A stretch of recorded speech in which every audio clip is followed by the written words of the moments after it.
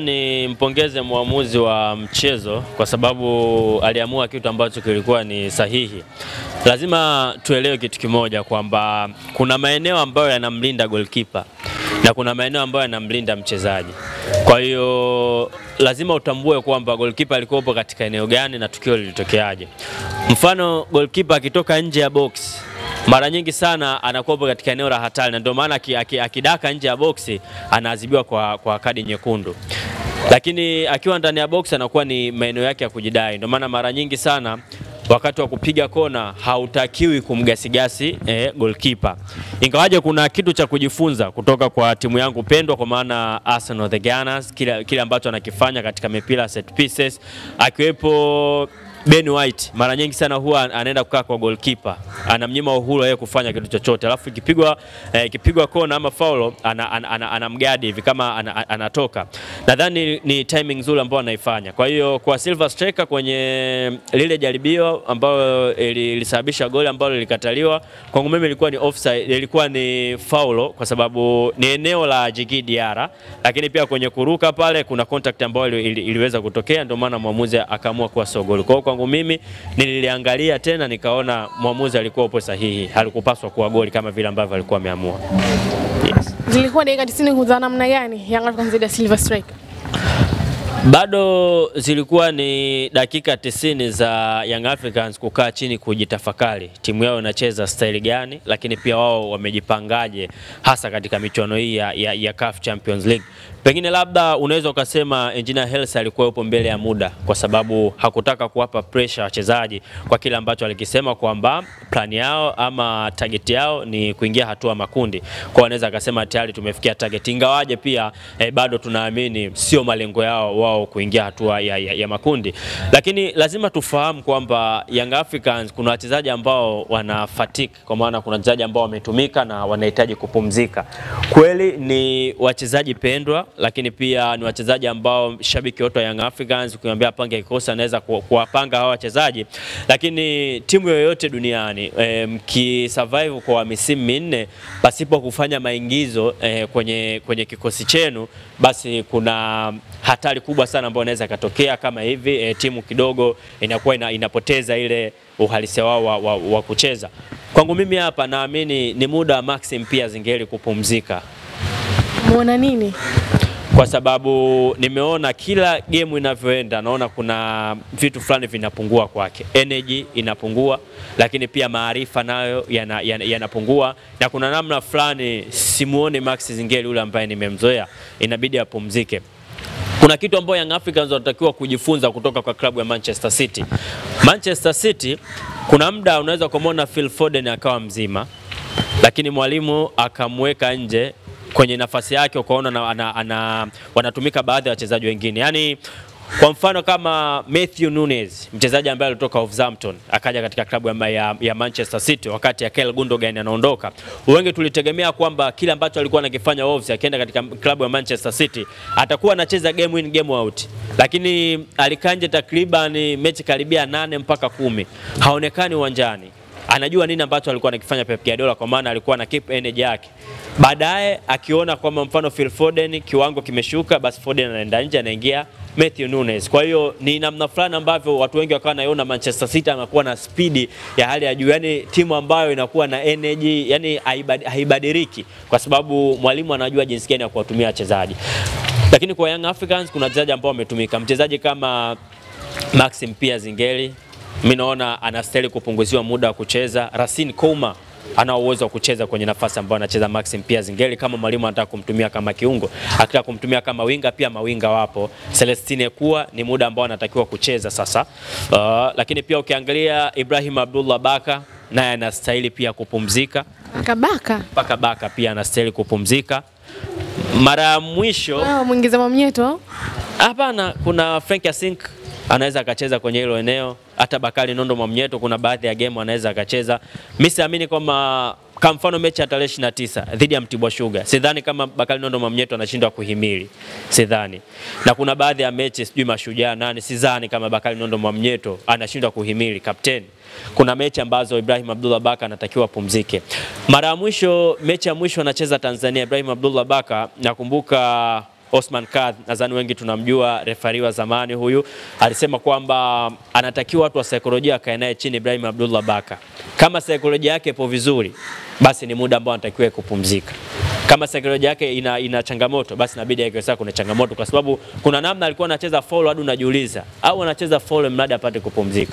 Walau alivyofungiwa hizo mechi kadhaa, pengine labda yeye anaweza akajifungia ndani akisema nashukuru kwa hiki ambacho kimetokea, kwa sababu unapata muda wa kupumzika. Kwa hiyo kuna baadhi ya wachezaji, sio kwa ubaya na sio kwamba si wachezaji wazuri, bali wanahitaji kupata muda wa kupumzika na timu iweze kuingiza maingizo mapya, ili wao wanapokuwa nje watengeneze energy ya kutosha, ili wakirudi waje kuwa bora, lakini pia hawa ambao wamesajiliwa nao wapate nafasi ili waendelee kuizoea timu. Kama Musa Balakonte unaendelea kumweka nje, unategemea lini sasa ataizoea timu? Au unasubiri tena mpaka kina Ndabwile na nani wanakuja wanapata changamoto wa kukosekana kwenye mchezo ndio uje umweke mchezaji, mwisho wa siku anashindwa kuperform, mambo anakuwa na shida. Kwa hiyo Young Africans hongera kwao kwa kufuzu, lakini siwadai kama hawakucheza vizuri, kwa sababu ni hatua ambazo hatuhitaji mtu acheze vizuri, tunahitaji kufuzu. Lakini kwa ujumla, kwa mujibu wa swali lako, umeonaje Young Africans?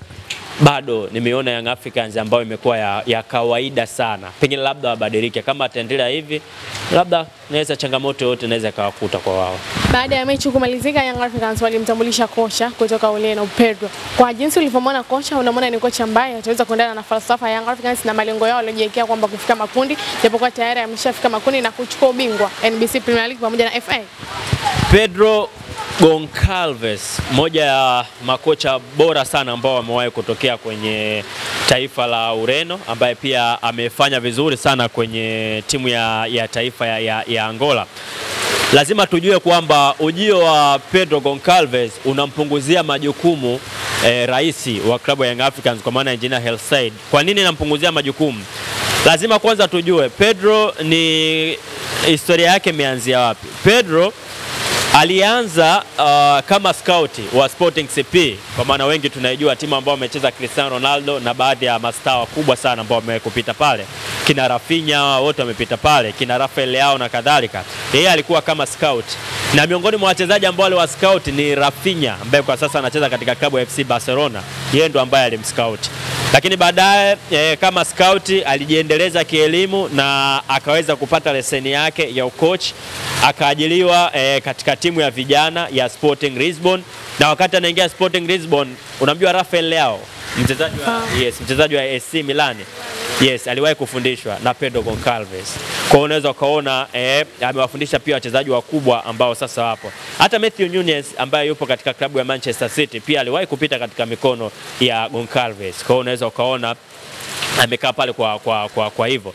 Na baada ya hapo kwa misimu kadhaa alijiendeleza elimu yake, akapata leseni ya UEFA, akaja kuwa kocha msaidizi wa Premier de Agosto ya nchini Angola. Na alidumu hapo kwa msimu mmoja tu. Baadaye walipoona kwamba ana ubora, basi taifa likamwamini, akapewa tena vijana wenye umri chini ya miaka 17, na ulipofika mwaka 2018 akaweza kuchukua kombe la Kosafa akiwa na vijana chini ya umri wa miaka 17. Taifa la Angola likamwamini, wakampa timu ya wakubwa, akaja kuwa kocha timu ya taifa ya wakubwa. Kwa hiyo ukiangalia huko ambapo amepita, unaona ni package ya kocha ambaye kwa muda huo ana jicho la kuwajua wachezaji wazuri, kwa sababu alishakuwa scout. Lakini pia kwa muda huo anao uwezo wa kupandisha ama kuboresha viwango vya wachezaji, kwa sababu alishakuwa kocha wa vijana. Lakini pia kwa muda huo anao uwezo pia wa kuwa kocha na kuisimamia timu ikafanya vizuri. Tunajua pia timu ya taifa ya Angola nini ambapo alifanya kwenye AFCON iliyopita. Aliongoza kundi ambalo lilikuwa na timu kama Algeria, moja ya timu bora sana, ambao wengi tuliamini kwamba pengine yeye ndo ataongoza kundi, lakini wao waliongoza kundi chini ya kina Mabululu.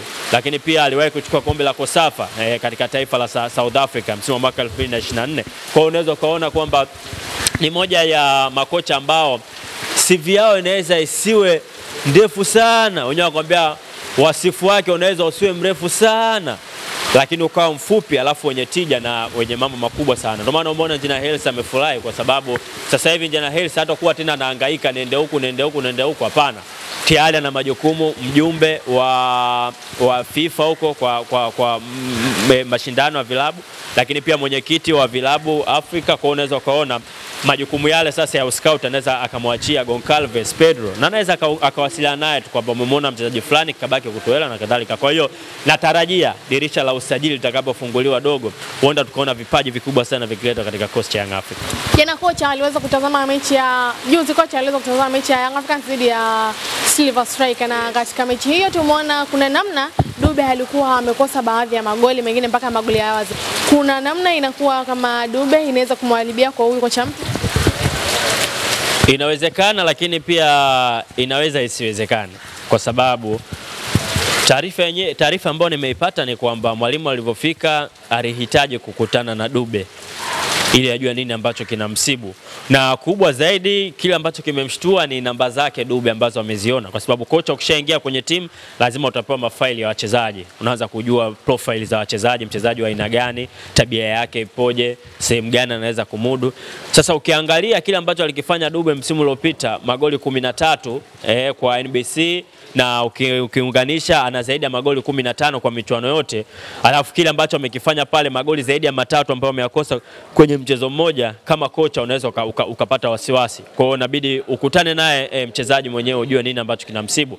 Lakini Dube hashangazi, kwa sababu hata msimu uliopita hakuanza vizuri. Tuliona alipita kwenye baadhi ya mechi kadhaa, hakuonyesha kiwango ambacho alikuwa nacho, mpaka watu wakawa wanafika mbali, wakawa na mwataki wanasema kwamba labda kuna michezo ambayo anafanyiwa, wengi wakafika mbali wakasema kuna namna Jean Otos Baleke labda kuna kitu anakifanya na kadhalika. Kwa unaweza kaona pengine labda kuna changamoto ambayo anaipitia. Kwa hiyo anahitaji kubadilika kwa haraka Prince Mpumelelo Dube ili kuweza kupata nafasi.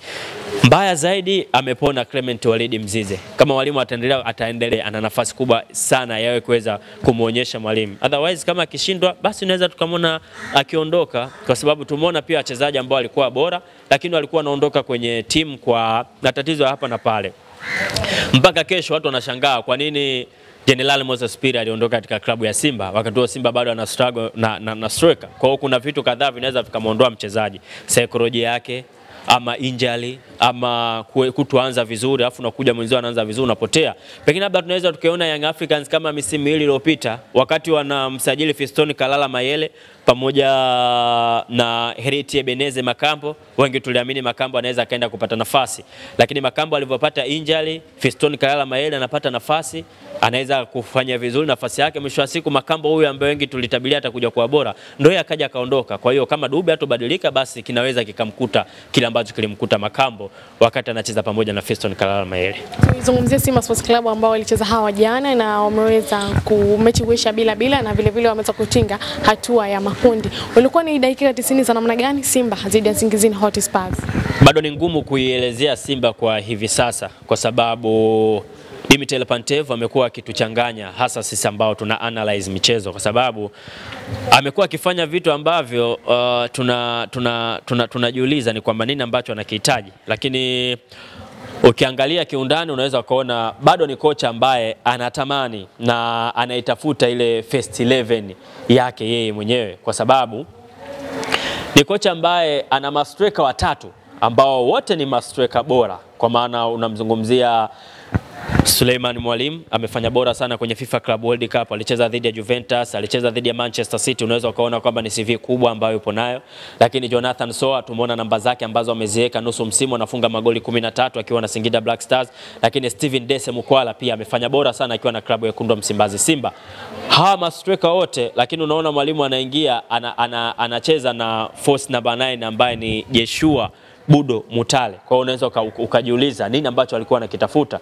Mwisho wa siku ndo unaweza kujua kwamba kile ambacho mwalimu alikuwa anakitafuta bado anaitafuta ile first 11 yake. Kwa hiyo ni ngumu sana kuielezea Simba kwa hivi sasa, kwa sababu bado mwalimu anatafuta ni kipi kikosi ambacho mwalimu ataanza nacho. Lakini so far tumeona kuna baadhi ya mabadiliko ambayo tumeona kutoka Simba iliyopita na Simba ya hivi sasa. Tulikuwa tunalalamika kwenye utimamu wa mwili, wachezaji wamekuwa na changamoto, lakini sasa hivi tangu aje kocha Shavi, kocha viungo ambaye pia alikuwa Simba under 20, tumeona wachezaji sasa hivi physical wapo vizuri, wachezaji wakipoteza mpira, umeona ile pressing yao imekuwa bora sana, wakiupoteza mpira ndani ya sekunde 4 mpaka 5 tayari wanakuwa wameshaukamata mpira na kuweza kufanya maamuzi mengine. Kwa hiyo naamini kuna mabadiliko ambayo tunaona, lakini kuelezea kiujumla wamecheza vipi, wanafanya vipi, bado tutakuwa tunadanganyana, kwa sababu mwalimu yeye mwenyewe pia bado anatuchanganya kutokana na vile ambavyo anaitafuta bado timu yake, lakini kiuchezaji bado tutamuelezea the way jinsi ambavyo alikuwa anacheza mwalimu dhidi ya Gaborone United, na kile ambacho alikuwa anakionyesha kwenye timu ya Gaborone United tayari tumeanza kukiona katika klabu ya Simba. Tunasubiri ndani ya mechi 4 mpaka 5 akishaipata ile first 11, kwa maana timu ambayo itakuwa labda haibadiliki kwa mechi 3 mfululizo, ama labda kubadilika mchezaji mmoja ama wawili, hapo ndipo ambapo tunaweza tukaelezea. Lakini kwa ujumla kwa mechi iliyopita hawakucheza vizuri Simba. Labda tunaweza tukasema kwa sababu tayari walishakuwa wamefuzu, lakini kwa ujumla tuwapongeze wamefuzu, lakini kama kucheza hawakucheza vizuri na watu hawakuenjoy mpira, ila walifurahi kwa sababu tayari walishakuwa wamefuzu. Wengine wanasema ya kwamba kitu ambacho kimepelekea wao wacheze vizuri kutokana na mechi mbili ambazo wanazo katika ligi kuu, TRA pamoja na Azam FC ambao tayari mbili watakipiga.